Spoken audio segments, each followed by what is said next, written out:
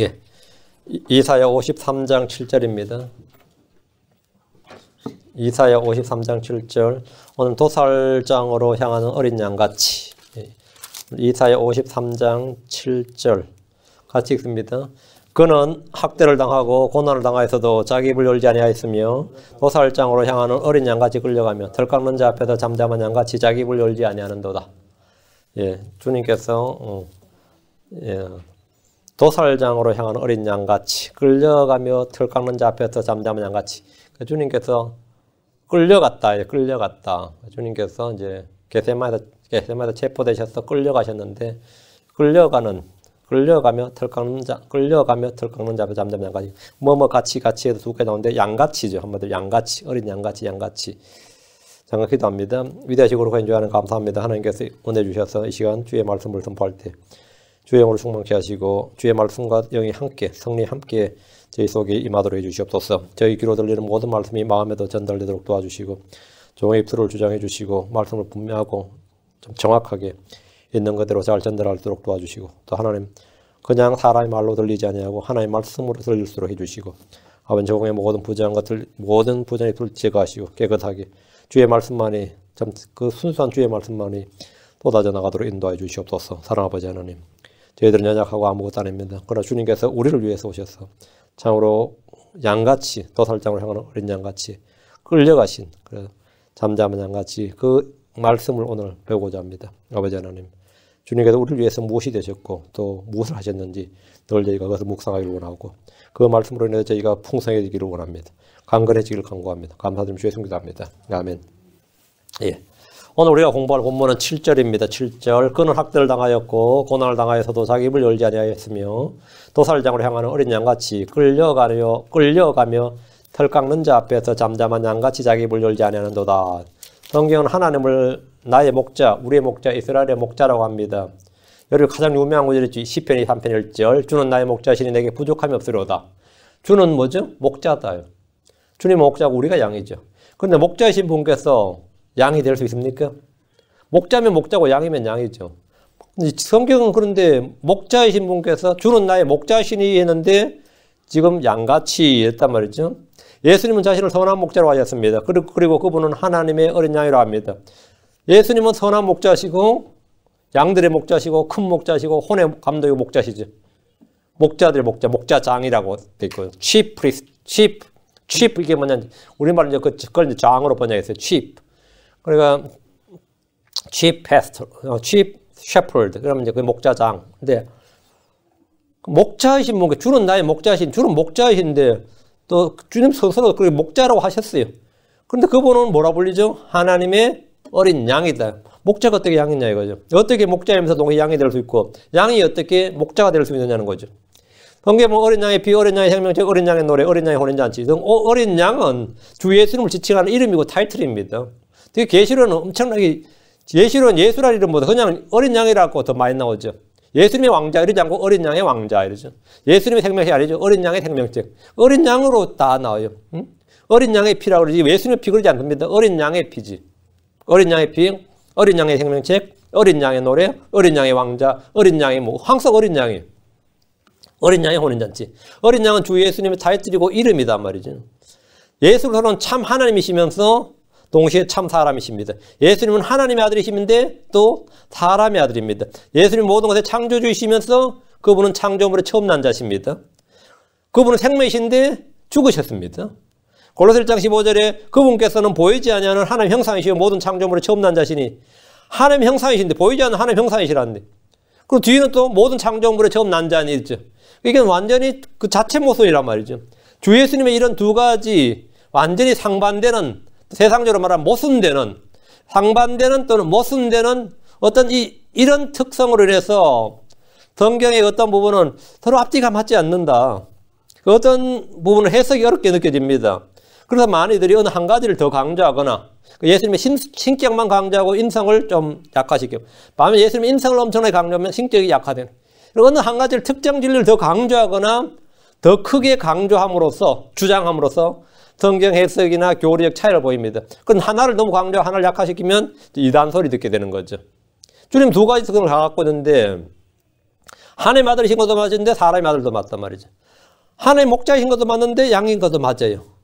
그러니까 이사야 9장 6절은 예수님이 이런 서로 다른 두 가지 특성을 가장 잘 보여주는 장입니다. 그러니까 이 구절에서도 이 단어 제일 많이 나오죠.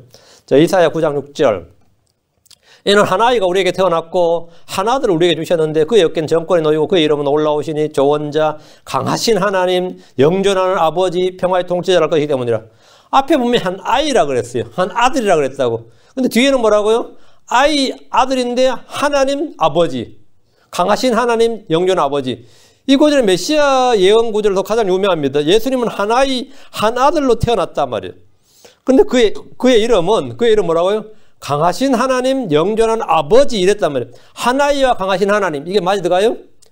아이는 약하다고. 한 아이인데 강하신 하나님. 뭔가 울리질 않습니다. 한 아들과 영존 아버지. 이거 완전 컨트라딕션이죠. 세상 이런 모순이 이런 거죠. 한 아들과 영존 아버지는 뭔가 표현의 모순처럼 이 논리적 내용에 오류가 있는 것처럼 보입니다. 그러나 이것은 분명 뭐라고? 팩트라고. 사실이란 말이죠. 사실이란 말이죠. 예수님은 하나님께서 육체로 나타나셨습니다. 하나님께서 육체로 나타나셨다. 하나님께서 하나님이고 육체로 나타나셨다 하니까 육체가 되는 사람이 되는 거죠. 영이요 말씀이신 분이 우리와 동일한 살과 피를 취하셨습니다. 말씀이 육신이 되셨습니다. 주 하나님, 주이신 분이 종의 형체를 취하셨고 사람들의 모습이 되셨습니다.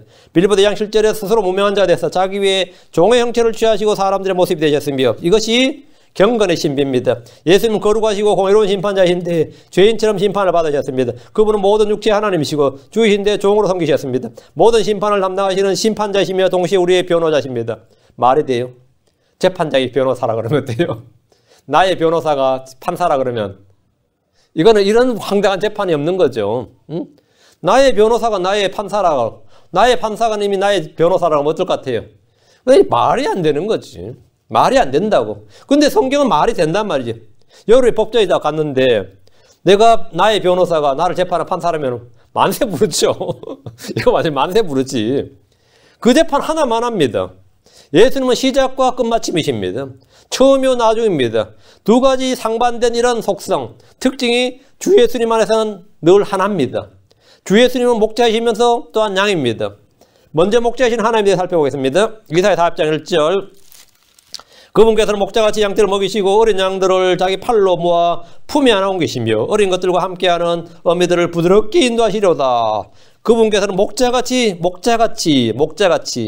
자기 양떼를 먹이시고 어린 양들을 자기 팔로 모아 품에 안아 옮기시며 어렸죠. 인도하시는도다. 예수님은 양들을 먹이시고 자기 팔로 모아서 품에 안아 옮기시는 목자이십니다. 예수는 우리의 모든 필요를 공급하시는 목자이십니다. 시편 80편 1절. 오 요셉을 양떼같이 인도하시는 이스라엘의 목자여 주는 귀를 기울이소서. 그룹들 사이에 거하시는 이여 주는 빛을 비추소서. 주 예수님은 이스라엘의 목자십니다. 여러분 요셉을 양떼같이 할 때 요셉은 북왕국 이스라엘 말이에요. 그 이스라엘을 양떼같이 북왕국 이스라엘 양떼같이 인도하시는 이스라엘의 목자예요. 그때 남왕국 북왕국 갈라지면 이제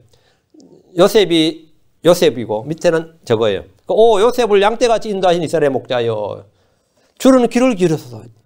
주 예수님이 이스라엘 목자시죠. 자, 에스겔 34장 12절. 목자가 흩어진 자기 양들 가운데 있는 날에 이스라엘은 흩어진 잃어버린 양들이었다 말이에요.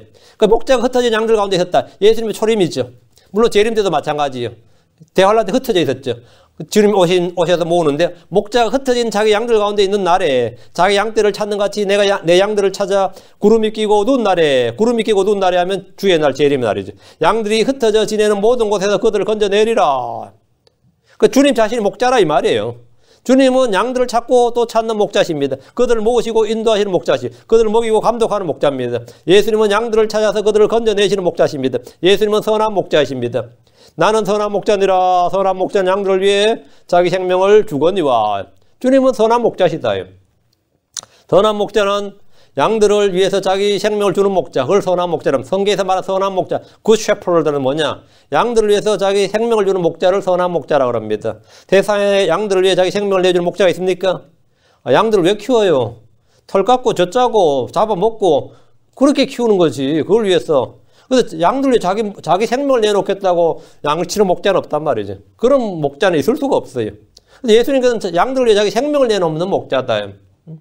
예수 그리스도 외에는 아무도 그런 목자가 없습니다. 탁군 목자는 위험이 닥치면 양들을 버려두고 도망합니다. 양들을 쥐에 잡아먹거나 팝니다. 그러나 선한 목자이신 예수님은 양들을 위해 자기 생명을 주셨습니다. 선한 목자는 양들을 압니다. 양들의 이름을 알고 양들을 인도하십니다. 예수님은 양들의 큰 목자이십니다. 히브리 13장 20절에 이제 양들의 큰 목자이신 큰 목자 Great Shepherd, 양들의 큰 목자이신 우리 주 예수님을 영존한 언약의 피를 통해 죽은 자들로부터 다시 이끌어내신 평강의 하나님께서, 주님께서 양들의 큰 목자라 불립니다. 예수님은 큰 목자 맞아요? 큰 목자란 말은 예수님 아래 작은 목자들이 있다는 겁니다. 예수님은 자기 피로 사신 교회에 하나님 어린 양을 먹이고 감독할 목자들을 교회에 세우셨는데 그들 위에 있는 목자라는 의미에서 큰 목자입니다. 베드로는 이 큰 목자를 목자장이라고 표현합니다. 예수님은 큰 목자 그리고 목자장이십니다. 베드로서 5장 4절에 그리하면 목자장께서 나타나실 때 너희가 사라지지 아니하는 영광의 관을 받으리라. 목자장께서 나타나실 때 제 이름이죠. 주께서 베드로에게 내 어린 양들을 먹이라, 내 양들을 먹이라 이렇게 말씀을 3번이나 하셨습니다. 하나님의 양들을 먹이는 목자들 위에 목자장 예수님이 계십니다. 예수님은 목자들의 장, 목자장이죠. 목자장. 야, 이 구절 보니까 또 마음이 찔림이 오네. 목자장. 제가 예전에 하고 싶었던 게 목사들이 목사가 되는 거였어요. 예수님 있는데 말이야. 아주 심히 교만했구만. 하도 목사님들이 너무 몰랐어요. 그래서 목사님들 15명, 20명 성경을 가르쳤는데 제가 목사 되기 전이었어요. 근데 문제는 그 한 목사님이 워낙 유명한 목사님이니까 자기 수하에 있는 목사님들을 모아준 거예요. 그 나머지 1명은 내가 목사가 아닌 걸 아는 분이고 나머지 14명은 내가 목사가 아닌 줄 몰랐어. 근데 그분들이 아니까 이제 분노를 하면서 다 뛰쳐나가는 거야. 그러니까 2명 남았어. 15명 모여서 2명 남고 13명이 나가버리더라고요. 내가 목사가 아니라는 걸 알고 내가 저 어린 형제한테 배우게 생겼냐 이거죠. 그런 일이 있었어요. 그리고 어쨌든 해가지고 이 목사님들 재교육 좀 시켜야겠는데 그런 마음이 늘 있었어요. 목사님들 재교육 좀 시켜야 되는데 모르겠네.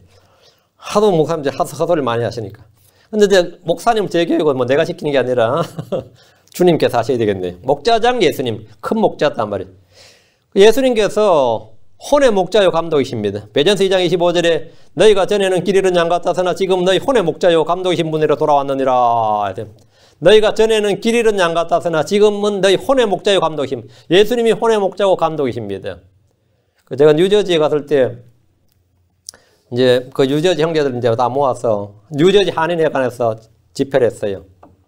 그래서 이제 그 소개한 형제가 저 처음 봤죠. 근데 그날 처음 봤는데 저를 소개하면서 이분은 이 목사들의 목사님이십니다. 이러는 거예요. 근데 내가 얼마나 깜짝 놀랐겠어. 나 그런 말 나만 한 적이 없는데. 그래서 이제 제가 누군지를 한국에 있는 목사들한테 막 수소문을 한 거예요. 응? 이 사람 불러도 되느냐, 이 사람 어떤 사람이냐, 수소문했는데 거기 어떤 목사님이 그 형제는 목사들의 목사다 이랬다 그런 거예요. 제가 엄청 얼굴이 뜨거웠어요. 응? 전 실제 전혀 그런 사람 아닙니다. 지금 전혀 아닙니다. 지금은 가장 작은 자입니다. 너희는 혼의 목자 감독이신 예수님이 있죠. 너희 혼의 목자란 말은 각 사람의 혼이 목자를 필요하는 양이란 말이죠. 혼의 목자란 말은 우리가 사람이 혼이잖아요. 우리 각 사람이 목자를 필요로 하는 양이다. 우리는 목자를 필요로 하는 양이다 이거예요. 우리 목자를 필요로 하는 양이다. 혼은 각 사람 개개인을 말합니다. 혼의 목자란 말은 사람들의 목자란 뜻이에요. 그런데 목자이신 예수님에 대해서 특이한 사실은 하나님께서 이 목자를 치신다는 거예요. 이게 아주 성경에 기록되어 있다. 누가 친다고요? 하나님 목자를 친다고. 하나님께서 선한 목자이시고 큰 목자이시고 목자자이시고 혼들의 목자이신 이 예수를 치신다 이거예요. 치신다. 스가랴 13장 7절에 만군의 주가 말하노라. 오 카라 깨어서 내 목자고 내 동료인 그 남자를 치라. 목자를 치라. 그리하면 양들이 흩어지려니 내가 내 손을 돌이켜 작은 자들 위에 두리라. 목자를 치라. 이거 어때요? 내 목자고 그 남자를, 내 동료인 그 남자를 치라. 뭘로 치는 거예요? 칼과 몽둥이로. 하나님은 예수님을 일컬어 내 목자 곧 내 동료인 그 남자를 치라고 하셨습니다. 예수님을 잡으러 무리들은 칼과 몽둥이를 가지고 주님을 잡으러 왔습니다. 그들은 예수님을 그냥 잡아간 거 아니에요. 몽둥이를 치고 쳤어요. 그들의 양들인 제자들은 다 흩어졌고 실족했습니다. 하나님은 양들을 대신에 목자를 치셨습니다. 선한 목자, 양들의 큰 목자, 혼의 목자이신 예수님은 이제 목자가 아니라 양이 된 거예요. 하나님께서 내 목자로 하신 분이 또한 하나님 어린 양입니다. 이 역시 예수님의 상반된 두 가지 속성을 보여줍니다. 어린 양은 죄인들의 손에 잡혀 희생물로 피 흘려 죽는 양입니다. 그게 어린 양. 어린 양이라는 뜻은 뭐냐? 죄인들의 손에 잡혀서 죄인들을 대신해 죽는 게 어린 양이에요. 그 희생물로, 하나님께 희생물로 드려진 양을 뭐라고요? 어린 양이라고 그러잖아요. 어린 양, 속죄양. 어린 양은 사람들이 양떼들 가운데서 취해서 잡습니다. 예수님은 하나님이 마련하시고 준비해서 사람들에게 주신, 사람들이 희생물로 바치도록, 사람들이 희생물로 하나님께 바치도록 주신 속죄양이란 말이에요. 어린 양이란 말이죠. 고린도서 5장 7절에 우리의 유월절 어린 양과 그리스도께서 우리를 위하여 희생물이 되셨느니라. 여기 보면 하나님 어린 양인데 여기는 뭐라 되어 있어요? 우리의 유월절 어린 양 이랬죠. 하나님의 어린 양이라는 것은 하나님께서 주셨다. 하나님께서 나셨다고. 우리의 유월절 어린 양은 우리가 잡아서 취해서 하나님께 드리는 양이다. 이 말이죠. 하나님 어린 양이 우리의 어린 양이에요. 선한 목자이시고 큰 목자이고 혼의 목자이신 예수님께서 유월절 어린 양으로서 희생물이 되셨습니다. 우리는 다 양 같아서 길을 잃었지만 예수님은 도살장으로 끌려가는 양, 털 깎는 자 앞에서 잠잠한 양이십니다.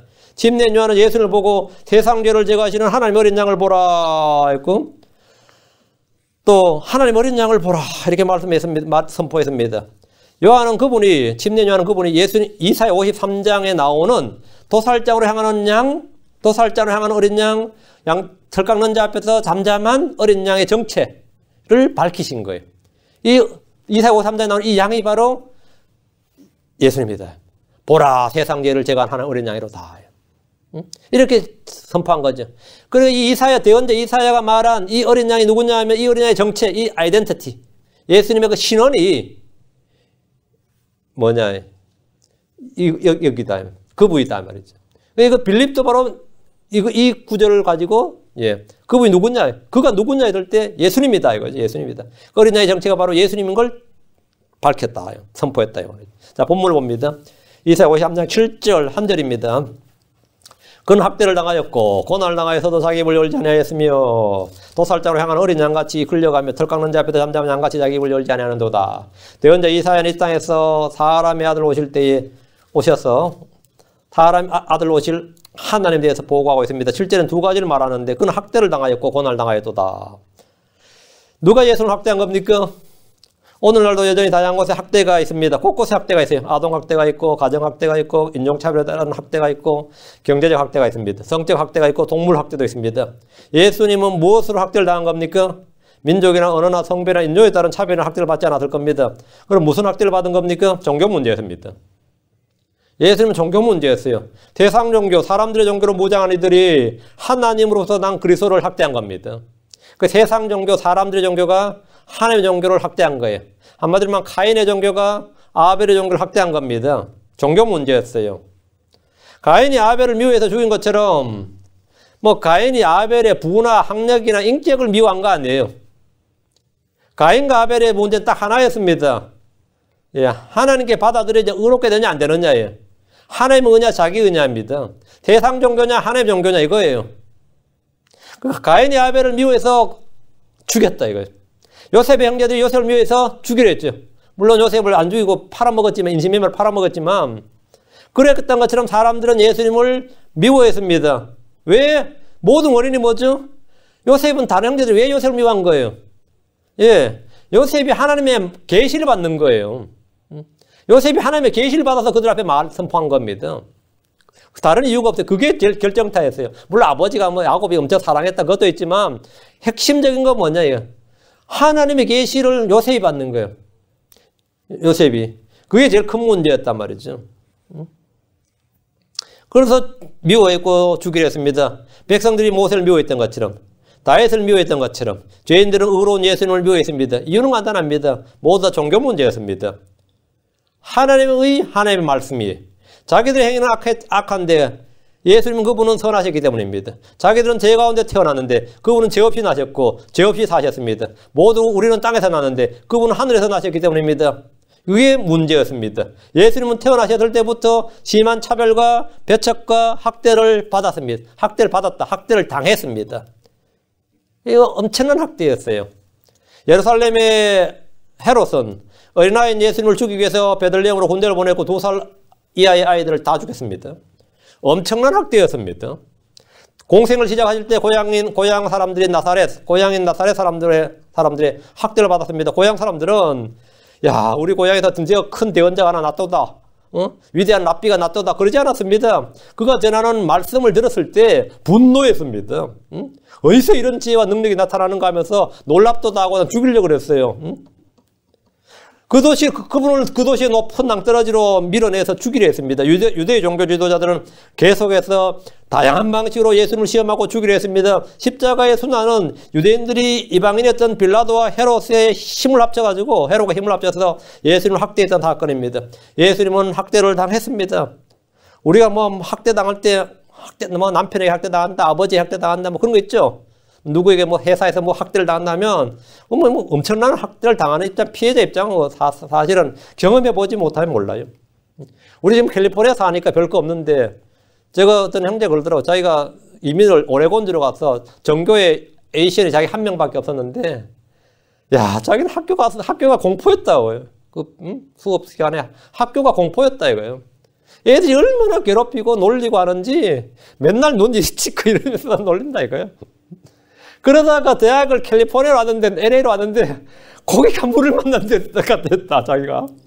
고기가 물을 만난 것 같았다, 그래서. 자기가 심정이, LA로 와보니까 뭐 전부 한국 사람이고, 그렇게 좋을 수가 없었다는 거예요. 오레곤주에 있다가 LA로 왔을 때. 그 마음의 그 기쁨이 막, 너무 좋더라는 거예요. 막 너무 좋더라고요. LA 와서. 그리고 막, 그동안 자기 가족들 빼고는 계속 영어만 쓰다가 애를 와보니까 아싸 한국말 쓰더래요. 그것도 너무 좋고 막. 난 그 말을 이해를 해요. 이해를 해요. 한국에 산업은행 다니시다가 캐나다 가서 슈퍼마켓 하는 아저씨가 있는데 지금 그 목사님이세요. 그래가지고 나보고 그러더라고요. 저는 그때 한국에 있을 때니까 한국에서 나도 좀 가서 영어도 좀 배우고 좀 가면 좀 잘하겠다. 캐나다 사람 살 곳이 못 된다고. 뭔 소리냐 했더니만, 얼마나 그 인종차별과제를 당했는지, 자기가 버스를 탔는데, 자기가 앞에 타니까 사람들이 전부 뒤로 가더랍니다. 뒤로 뚜벅뚜벅 걸어가니까 전부 한쪽으로 몰리더래요.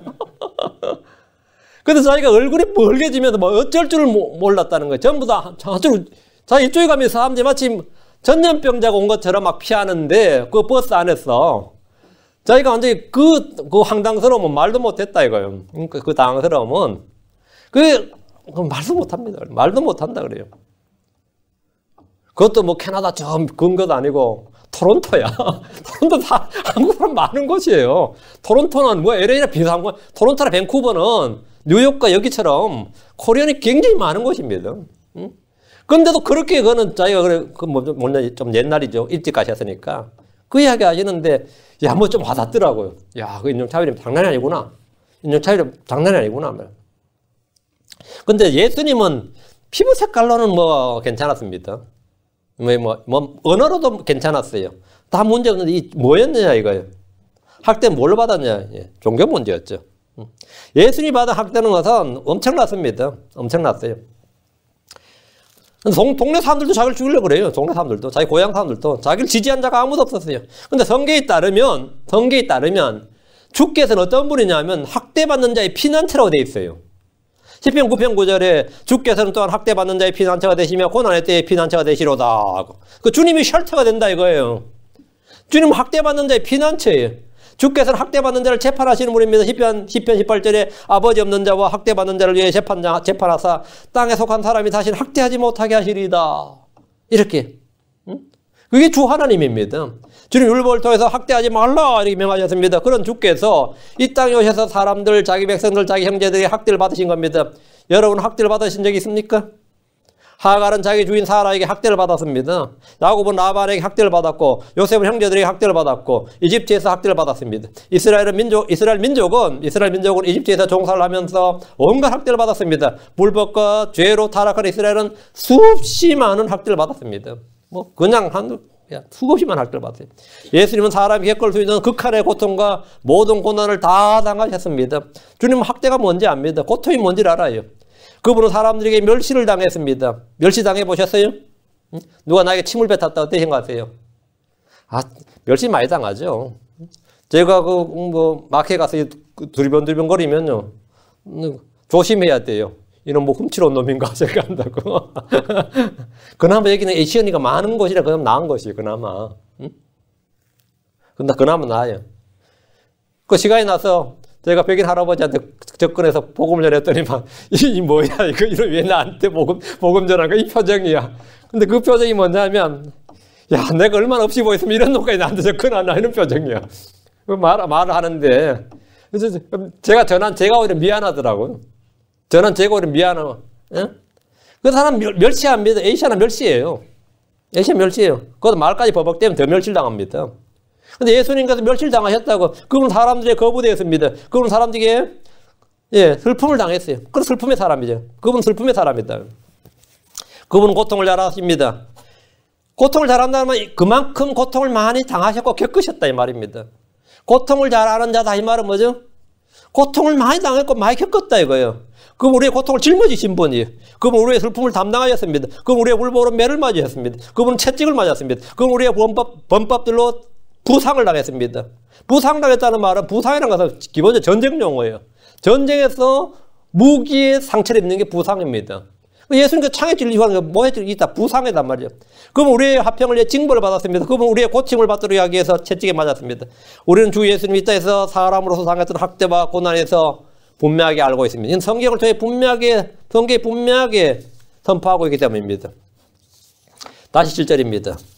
그는 학대를 당하였고 고난을 당하여서도 문제 이제 그 다음이죠. 학대를 당하고 고난을 당한 건 참 억울한 일인데 말이죠. 자기 입을 열지 아니하였으며 그 학대와 고난에 대한 반응, 그리스도의 반응이 놀랍죠. 자기 입을 열지 아니하였으며 여기서 막 기쁘다 할렐루야 그러면 나 미친놈이라고 그럴 거 아니에요. 막 때리는데 기쁘다 할렐루야 그러면 이제 정신이 갔구나 맛이 갔구나 이럴 겁니다. 그럼 비명을 지르고 막 난리치면 어떻게 되거든요. 억울하고 난리치면 때리는 놈들이 또 쾌감을 느껴요. 더 때려요. 예수님께서 입을 열지 않았다. 예수님은 도살당할 어린 양같이 잠잠하셨습니다. 성경에 따르면 주님은 온 세상을 잠잠케 하시는 분입니다. 주님은 잠잠케 하시는 분이죠.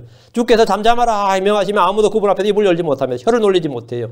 하박국 2장 20절에 그러나 주는 자신의 거룩한 전에 있으니 온 땅 그의 앞에서 잠잠할지니라. 스가랴 2장 13절에 오 모든 육체야 주 앞에서 잠잠할지어다. 그분께서 자신의 거룩한 처소에서 일어나셨느니라. 재림이죠. 오 모든 육체야 잠잠하라. 이거 주 앞에서 잠잠할지어다. 주 예수님께서는 마귀들을 잠잠케 하셨습니다. 그분은 파도와 풍랑을 잠잠하게 하셨습니다. 그분은 자신을 시험하는 사두개인들을 잠잠하게 하셨습니다. 마태복음 22장 34절에 그러나 그분께서 사두개인들을 잠잠케 하셨다는 잠잠하게 하셨다는 것을 바리새인들이 듣고 함께 모였는데 예수님께서는 대적자를 다 잠잠하게 했어요. 유구무원을 만들었다고. 입에서 말을 못하게 만들었다요. 모든 것을 잠잠하게 하신 주 예수님께서 자신이 학대를 당하고 고난을 당했어도 자기 입을 열지 않았다. 이거예요. 모든 걸 잠잠케 하신 그분께서 자신이 고난을 받을 때는 자기 입을 열지 않았다. 평소 예수님의 입을 열어 가르치셨습니다. 그분은 성전이나 회당이나 길거리에서 외치셨습니다. 광야에서도 외치셨어요. 그러나 주 예수님은 자기를 학대하는 자들이 무엇이라고 도발해도 자기 입을 열지 않았습니다. 자기 입을 열지 않았어요. 수많은 거짓 증인들의 도발에 주님은 아무것도 대답하지 않으셨습니다. 마가복음 14장 60절 마가복음 14장 60절 대제사장이 한가운데 일어나 예수님께 물어 이르되 내가 아무것도 대답하지 아니하느냐 이들이 너를 대적하여 증언하는 것이 어떠하냐 하되 사람들의 도발에 주님은 자신의 억울함을 호소하지 않으셨습니다. 주님은 거짓 비난과 거짓 고소와 거짓 증언들이 폭포수같이 터져나와도 한마디도 자신의 무죄를 주장하지 않으셨습니다. 무죄를 주장하지 않았대요. 무죄를 입증하지 않으셨어요. 사람들이 이상히 하리를 만큼 자기 입을 열지 않으셨습니다. 한마디도 말지 않았어요. 자, 14장, 마가복음 14, 61절. 그분께서 잠잠하시고 아무것도 대답하지 아니하시거늘. 대제사장이 다시 그분께 물으며 그분께 이르되 내가 찬송받으실 이 아들 그리스도냐 하며 네가 하나님 아들 그리스도냐 이 말이지. 이것은 주께서 도살당할 어린 양과 같다는 대언자 이사야의 예언을 성취하기 위해서입니다.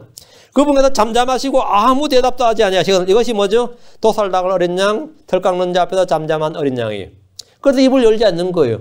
입을 열어버리시고 막 말하면 어떻게 되는 거죠? 이사야의 대언이 틀리게 되잖아요. 예언이 안 맞게 되잖아요. 그러니까 주님은 예언의 성취자로서 자신의 간에 기록된 모든 말씀을 성취하시기 위해서 입을 열지 않으셨던 거예요. 속에서 막 답답해 미치지 답답하고 억울하고 미칠지 몰라도 이건 하나님의 일이다. 입을 안 여는 게 하나님의 일이에요. 입을 열면 하나님의 일이 아닌 거예요. 하나님의 말씀을 지금 사역을 안 하는 거죠. 그러니까 주님께서 입을 안 여셨어요. 주님은 자신의 억울함을 아무에게도 호소하지 않으셨습니다. 여러분한테 법정에 왔는데 나하고 좀 안다는 사람이 나와서 막 나한테 거짓 증언해 대고 막 그런 것들 같아요. 미치죠. 저 미친 이런 막 증인석에 증언하면서 막 나에 대한 불리한 증언 막 쏟아내면 어떨 때요. 저주가 나오지 정말로.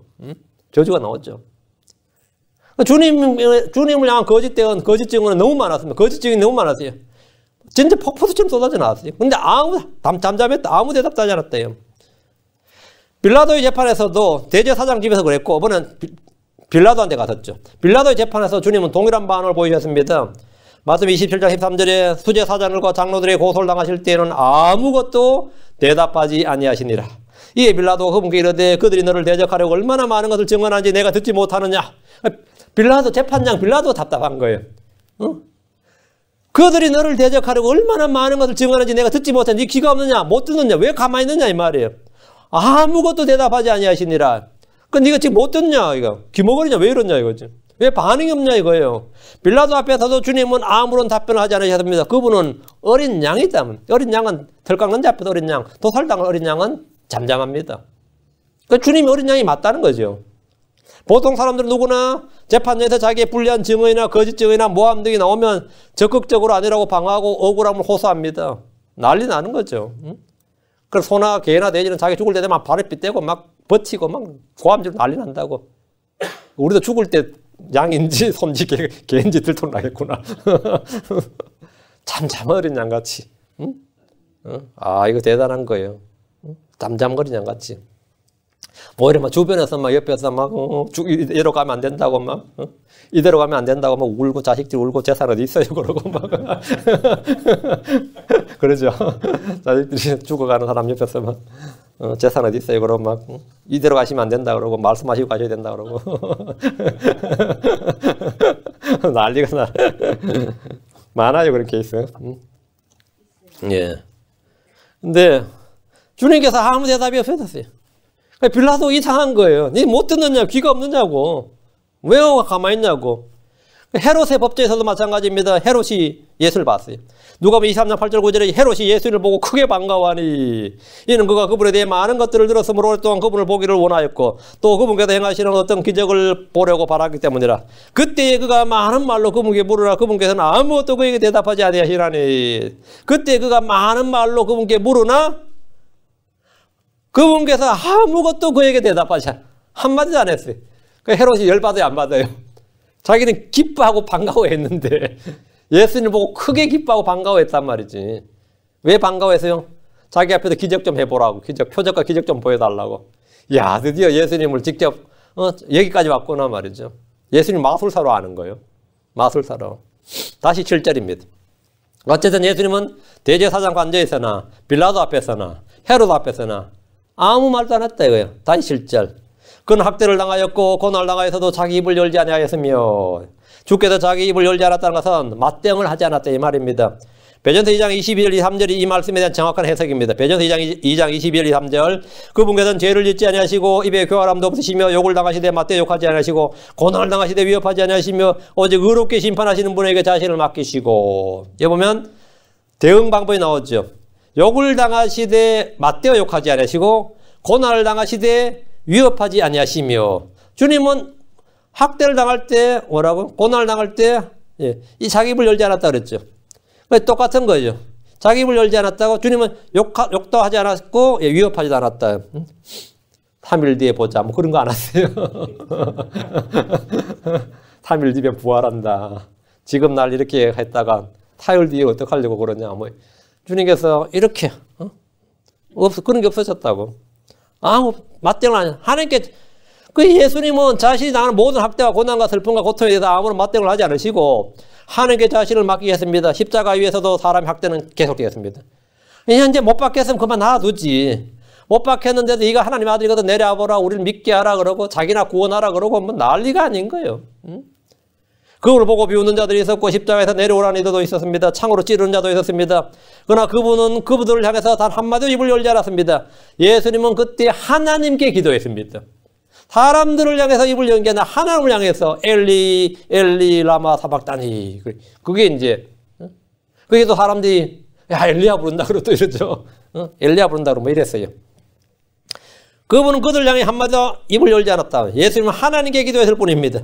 시편 38편 12, 14절에 시편 38편 12, 14절 내 생명을 찾는 자들도 나를 잡으려고 올가미들을 놓으며 나를 해치려 하는 자들은 해로운 것들을 말하고 정일토록 속임수를 꾀하오나 나는 귀먹은 자같이 듣지 아니하였고 말 못하는 자같이 입을 열지 아니하였나이다. 이처럼 내가 듣지 못하는 자같이 되어싸우며 내 입에 꾸짖을 말이 없나이다.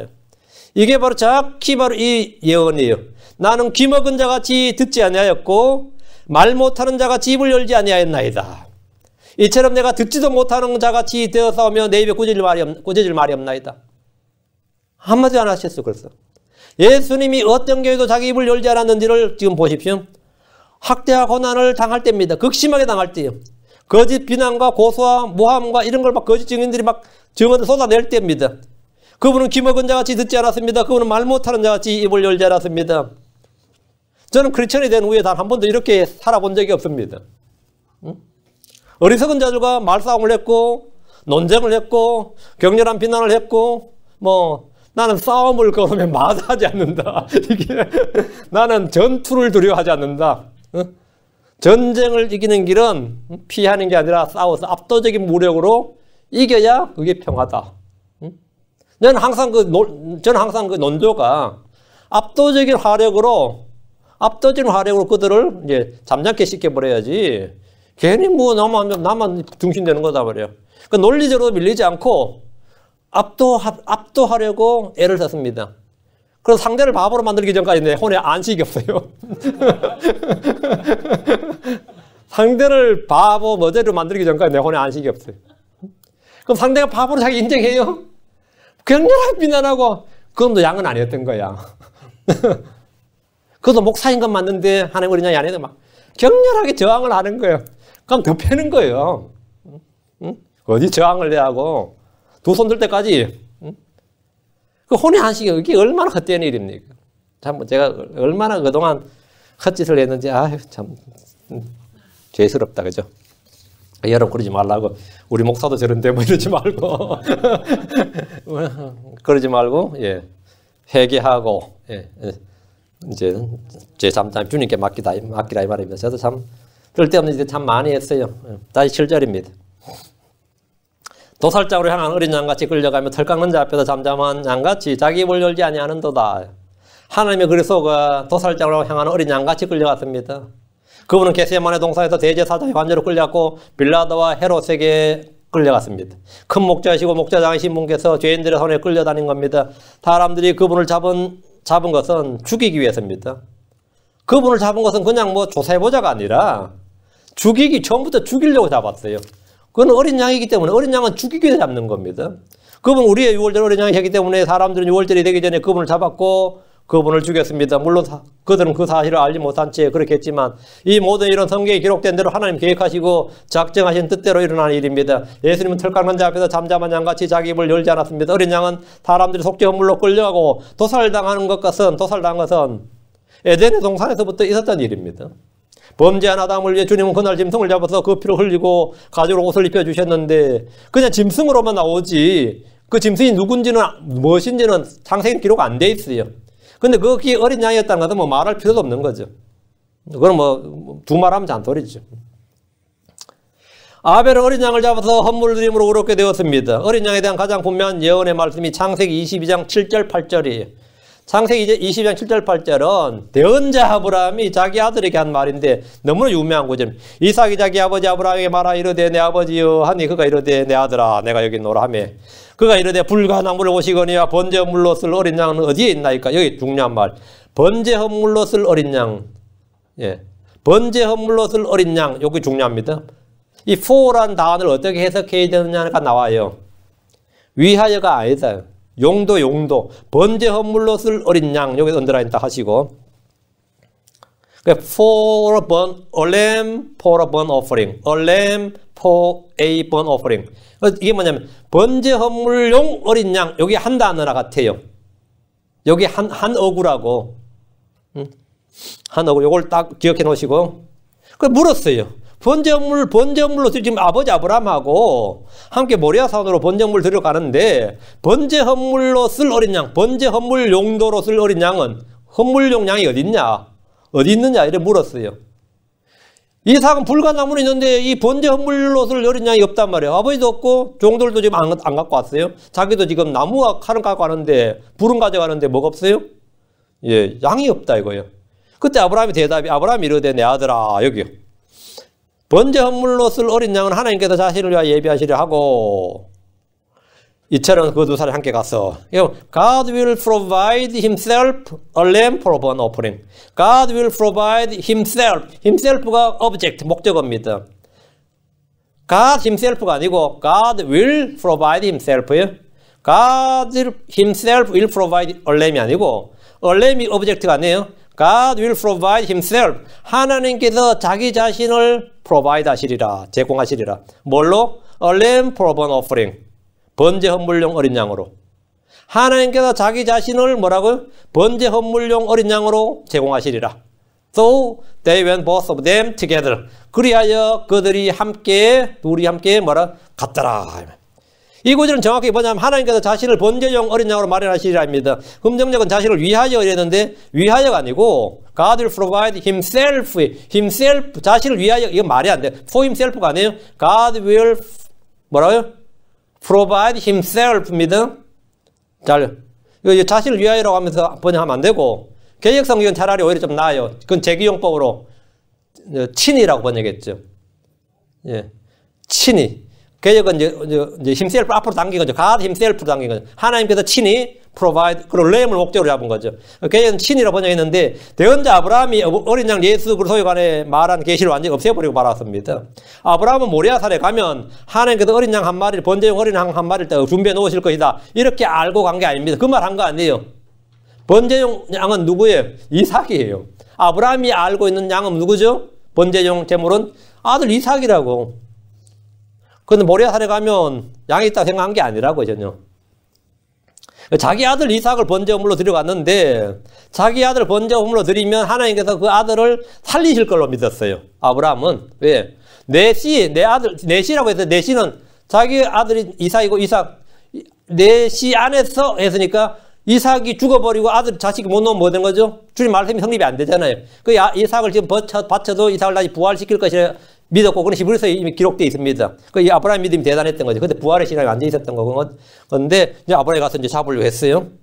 아브라함 모리아 산에 가면 하나님께서 어린 양 한 마리를 다 준비해도 계시다고 이제 이삭에게 말을 해준 것이 아니고 자기 아들 이삭을 번제물로 들여간 겁니다. 그리고 아들을 번제물로 제단에 딱 드렸어요. 그리고 칼로 그 나무도 있고 나무 위에다가 이제 칼로 잡아서 이삭 잡아서 죽이고 이제 불만 떼면 끝나는 거죠. 그래서 주님께서 이제 칼로 잡으려고 하는 순간에 막으시고 이제 주님께서 이제 네가 나를 사랑한 줄 알았도다. 이제 테스트 합격한 거예요. 주님께서 이제 프루브하시 그의 믿음을 프루브해 주셨어요. 그리고 주님께서 막으시고 주신 양이 있었는데 그 양은 어린 양이 아니었습니다. 수풀에 뭐가 걸려 있었죠? 램이 걸려 있었습니다. 램이 아니라 램이 걸려 있었다고. 램. 어린 양이 아니라 순양이었습니다. 순양이 걸려 있었어요. 그 아브라함은 하나님께서 친히 어린 양을 마련하신다고 한 것이 아니라 자신을 어린 양으로 제공하신다는 대속의 진리를 이삭에게 선포해 줬던 겁니다. 그건 이제 먼 훗날 있을 이야기를 이제 한 거죠. 아브라함이 먼 훗날 있을 이야기, 그 2000년 뒤의 이야기를 선포하면서 간 거예요. 오늘은 물론 니를 잡지 이거죠. 오늘은 물론 내가 너를 잡는데 주님께서 어린 양을 사실은 제공하신다. 친히 자신을 준비하신다. 이렇게 말한 거예요. 이건 그리스도용으로 말한 거죠. 이거 이해되죠? 하나님께서 이집트에서 유월절을 제정하시면서 유월절 어린 양에 대해서 말씀하셨습니다. 계시는 점점 더 구체적입니다. 유월절 어린 양은 양떼들 가운데서 사람들이 취하기 위해서 분리합니다. 양떼들 중에 하나 분리해요. 예수님은 하나님의 양떼 이스라엘 가운데서 취해졌고 분리되었습니다. 어린 양은 흠이 없어야 됩니다. 예수님은 흠도 없고 점도 없는 어린 양이십니다. 어린 양은 반드시 피를 흘려 죽어야 됩니다. 주님은 그 피를 보시기 때문입니다. 하나님 어린 양 예수로서는 피를 흘려 죽임을 당했습니다. 하나님은 그 피를 통해 죄를 제거하고 깨끗이 하셨습니다. 율법에 따르면 피를 통해 모든 것이 깨끗해집니다. 피 흘림 없이는 죄 사함이 없습니다. 예수는 우리의 유월절 어린 양이십니다. 어린 양은 죽임을 당한 후에 불로 태워졌습니다. 양을 불로 태웠다고요. 그리고 그 고기를 먹었어요. 불로 태웠어. 구워서 먹으라고. 어린 양은 죽임을 당한 후에 불 가운데 놓인 겁니다. 하나님 어린 양 예수는 죽으시고 그 혼이 지옥으로 가셨습니다. 불 가운데 놓였습니다. 주님의 몸은 3일 밤 3일 낮 동안 이 땅에 동굴 무덤에 있었지만 주님의 혼은 지옥에 가셨습니다. 이 진리는 한국 크리스천들이 거의 다루지 않습니다. 주님의 혼이 지옥에 갔다 이거예요. 사도행전 2장 27절 31절에 이 진리가 나오고 에베소 4장 9절에도 주 예수님의 몸이 죽으신 후에 그분 혼이 지옥에 갔다는 사실을 분명히 말해줍니다. 사도행전 2장 31절에 또 이것을 미리 보았으므로 그리스도의 부활에 대하여 말하기를 그의 혼이 지옥에 남겨지지 아니하였고 그의 육체도 썩음을 보지 아니하였느니라. 그의 혼이 지옥에 남겨지지 아니하였고 6월절 어린 양은 죽임을 나고 피를 흘렸지만 그의 뼈는 꺾이지 않았습니다. 하나님께서 이스라엘 백성들에게 양을 잡은데 뼈는 꺾지 말라고 했다고. 꺾지 말라고. 예수님 역시 십자가에 못 박히셨고 채찍에 맞고 창에 찔리는 고난을 당하셨지만 그분의 뼈는 꺾이지 않았습니다. 로마 형법에 따르면 십자가에 처형을 한 후에 십자가에 못 박힌 예수는 십자가에서 내릴 때 반드시 뼈를 꺾도록 되어 있습니다. 예, 확인 사살이죠. 그러나 예수님은 십자가 위에서 창에 찔림으로 물과 피를 완전히 다 쏟으셨기 때문에 완전한 죽음에 이른 채로 십자가에서 내려왔고 병사들은 그냥 딱 봐도 뭐 뼈를 꺾을 필요가 없었어요. 그리고 그분의 뼈를 꺾지 않았습니다. 그래서 예언이 성취된 거죠. 6월절 어린 양 그것을 잡은 사람이 그것을 다 먹어야 됩니다. 주님은 자신의 살과 피를 우리에게 빵과 음료를 주었습니다. 6월절 어린 양은 하나님 어린 양이신 예수를 완벽히 예표합니다. 어린 양에 대한 계시는 점점점 더 구체적으로 진전이 됩니다. 하나님은 대언자 이사야를 통해서 어린 양의 실체가 짐승이 아니라 한 사람이란 사실을 알려주셨습니다. 하나님의 어린 양이라 불리는 한 사람은 문자 그대로 우리를 위한 희생물 속죄 헌물입니다. 그분은 피를 흘립니다. 그분은 고난을 당합니다. 그분은 학대를 당합니다. 우리의 슬픔을 당합니다. 그분은 하나님 어린 양으로서 우리를 대신해 죽고 피를 흘리십니다. 그분은 하나님 어린 양으로서 지옥에 던져져서 불 가운데 있습니다. 베드로는 그분의 피가 바로 어린 양의 피라고 말합니다. 베드로전서 1장 19절 오직 흠도 없고 점도 없는 어린 양의 피 같은 그리스도의 보배로운 피로 된 것이니라. 이 피는 하나님 자신의 피입니다. 사도행전 20장 28절에 그로 너희 자신과 온 양떼에게 주의를 기울이라. 성령님께서 너희를 그들의 감독자로 삼으사 하나님의 교회고 그분께서 자신의 피로 여기 자신의 피로 사신 교회 그분께서 자신의 피로 사신 교회를 먹게 하셨느니라.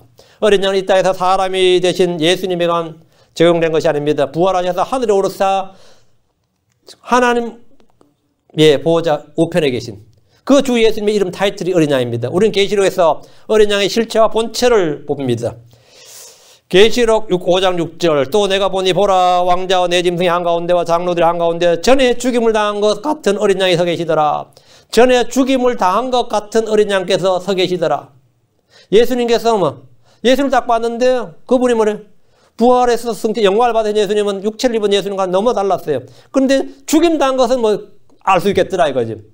요한에 보니까 전에 죽임을 당한 것 같은 어린 양께서 서 계시더라. 그분께서 7뿔과 7눈이 있었는데 이것을 온 땅 안으로 보내지 하나님 7영이니라. 전에 죽임을 당한 것 같은 어린 양이라 이 땅에서 십자가에 못 박혀 죽으신 예수를 말합니다. 그분은 하늘에서 왕자와 내 짐승의 한가운데 장로들의 한가운데 서 계십니다. 요한계시록에서 어린 양이라는 표현이 27번 나옵니다. 어린 양이란 말이 27번째 나오는데 하늘에 계신 어린 양은 하나님의 어린 양으로서 우리의 6월절 어린 양이 되신 예수를 봅니다. 계시록 5장 12절 그들이 큰 음성으로 이르되 죽임을 당하신 어린 양께서 권능과 부와 지혜와 힘과 존귀와 영광과 찬송을 받게 합당하시도다 하더라. 죽임을 당하신 어린 양이란 십자가에 못 박힌 예수로 대한 언급입니다. 계시록 12장 11절에 그들이 어린 양의 피와 자기들의 증언의 말로 그를 이겼으며 그들은 죽기까지 자기 생명을 사랑하지 아니하였도다. 어린 양의 피란 십자에서 흘린 예수로의 피입니다. 어린 양의 피로 성도들은 세상을 이깁니다. 마귀를 이깁니다. 죄를 이깁니다. 혼을 거슬러 싸우는 정욕을 이깁니다. 환난 성도들 역시 어린 양의 피로 대환난의 고난을 이기는 겁니다. 대예루살렘에서도 어린 양의 모습이 있습니다. 계시록 21장 22절 또 내가 그 안에서 성전을 보지 못하였으니 이는 주 하나님 전능자와 어린 양께서 그 도시의 성전이시기 때문이라. 그 어린 양이 언제 새 예루살렘에서 어린 양은 뭐냐예요? 성전이다. 성전이다. 계시록 21장 2, 3절 그 도시는 해와 달이 안에서 비출 필요가 없었으니 이는 하나님의 영광이 그 도시를 밝혀줬고 어린 양께서 그 도시의 광채이기 때문이라. 어린 양이 그 도시의 광채. 그 문자 그대로 하나님의 영광이 그 도시를 밝혀주고 어린 양께서 우리는 비유적으로 은유로 문학적 표현으로 의의 태양이라 그랬는데 의의 해라 그랬는데 영원 시대에서는 그게 아니라 세율 하려면서 뭐라고 예수님 자신이 뭐라고요? 문자 그대로 광채, 지금으로 하면 해란 말이죠. 예수님으로 인해서 그 도시에 뭐가 해와 다를 필요 없어요. 예수님이 광채, 어린 양께서 그 도시의 광채이기 때문이라. 어린 양은 그 도시에 뭐라고 두 가지네요? 성전이다. 어린 양 그 도시의 광채다. 어린 양 예수님, 하나님 보라, 하나님 어린 양이로다. 하나님 어린 양을 보라 할 때 그 하나님 어린 양 예수로서의 그 완전한 진정한 실체가 이 계시록에서 완전히 나오는 거죠.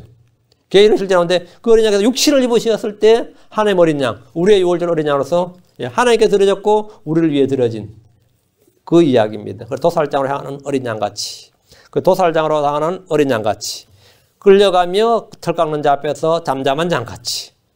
그래서 주님께서는 자기 입을 열지 아니하였도다. 자기 입을 열지 않 자신의 말씀을 성취하신 겁니다.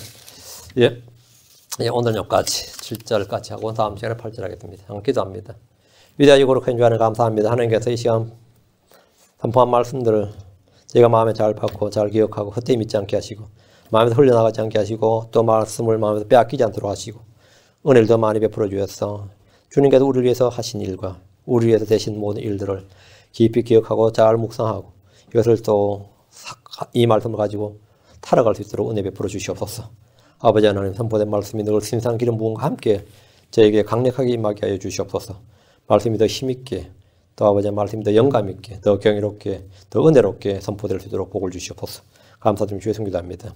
아멘. 아멘. 네, 마치겠습니다.